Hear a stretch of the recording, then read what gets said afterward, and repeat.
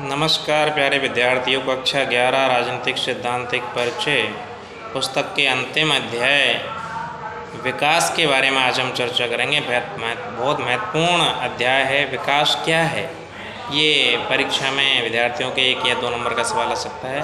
विकास शब्द अपने व्यापकतम अर्थ में उन्नति, प्रगति, कल्याण और बेहतर जीवन की अभिलाषा के विचारों का वाहक है। हम बोलचाल की भाषा में प्रयोग करते हैं कि कितना डेवलपमेंट हो गया या कितना विकास हो गया है। विकास के आधार पर संसार में 3 तरह के देश हैं: विकसित देश, विकासशील देश और अविकसित देश। भारत एक विकासशील देश है। विकास शब्द का प्रयोग प्राय आर्थिक विकास की दर में वृद्धि या समाज के आधुनिकीकरण के रूप में भी किया जाता है। इस प्रकार से इस अध्याय में विकास की चर्चा की गई है कि विकास क्या है, डेवलपमेंट क्या है, उसके बारे में इसमें चर्चा की गई है। इस अध्याय में चर्चा की गई है कि 20वीं सदी से पहले कुछ देश अविकसित रह गए क्योंकि उन पर उपनिवेश थे, दूसरे देशों के वो गुलाम थे। इसके बारे में चर्चा की गई है। अब इस पुस्तक में चर्चा की गई है कि विकास के साथ साथ विनाश भी है।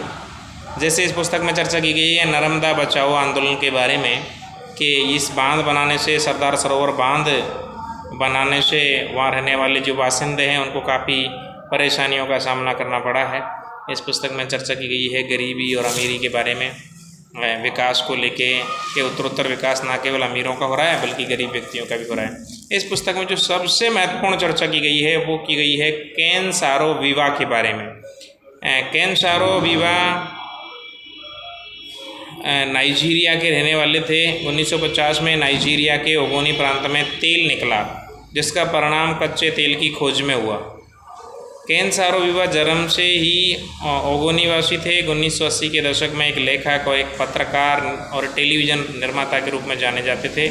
उन्होंने देखा कि तेल और गैस उद्योग ने गरीब ओगोनी प्रांत के किसानों के नीचे दबे हुए खजाने को लूट लिया है और बदले में उनकी ज़मीन को प्रदूषित और स्वयं किसानों को वहाँ से बेघर कर दिया है।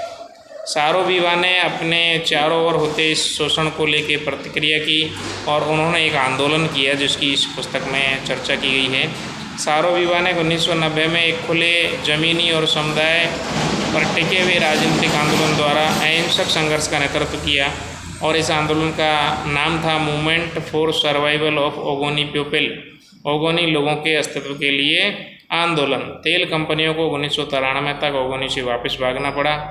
नाइजीरिया के सैनिक शासकों ने उसे एक हत्या के मामले में फंसा दिया और अंततः नाइजीरिया के शासकों ने 1995 में केन सारो विवा को फांसी पर चढ़ा दिया। इसकी इस पुस्तक के बारे में चर्चा की गई। इस पुस्तक में चर्चा की गई है कि जितना विकास हो रहा है, जितनी फैक्ट्रियाँ हैं, उससे पर्यावरण को भी खतरा हो रहा है और विकास के वैकल्पिक मॉडलों की इस पुस्तक में चर्चा की गई है। बहुत ही अच्छी चर्चा इसमें की गई है। इस पुस्तक में एक बहुत शानदार चित्र दे रखा है इस अध्याय में नर्मदा घाटी के डोमखेड़ी गांव के सत्याग्रह का ये चित्र है। सरदार सरोवर बांध के निर्माण के कारण नर्मदा नदी के पानी ने घाटी में बाढ़ की स्थिति पैदा कर दी। नर्मदा बचाओ आंदोलन के सत्याग्रहियों ने बढ़ते हुए जल का सामना करने का निश्चय किया। ये बहुत अच्छा चित्र इसमें बताया गया है कि किस तरह से विकास के साथ साथ वहाँ के स्थानीय नागरिकों को बहुत ही खामियाजा उठाना पड़ता है। इस प्रकार इस अध्याय में ये चर्चा की गई है कि विकास के क्या फ़ायदे हैं, क्या नुकसान हैं। केन सारो विवा की महत्वपूर्ण चर्चा की गई है और नर्मदा बचाओ आंदोलन की इसमें चर्चा की गई है।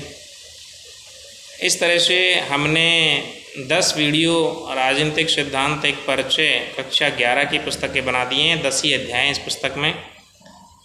सभी विद्यार्थी यूट्यूब पे जाकर doctor Kumer S Mavai search करेंगे, हमारा चैनल खुलेगा। यहाँ पे बहुत सारे सैकड़ों वीडियो पड़े हैं। ऐसे में विद्यार्थियों की मदद के लिए प्ले लिस्ट बना दी हमने। आप प्ले लिस्ट में जाएंगे तो वहाँ पे 2-3 प्ले लिस्ट हैं। कक्षा 11 राजनीति विज्ञान की प्ले लिस्ट में जाएंगे तो आप कक्षा 11 के राजनीति सिद्धांत एक परिचय पुस्तक के पूरे 10 वीडियो वहाँ पर देख सकते हैं। धन्यवाद, शुक्रिया।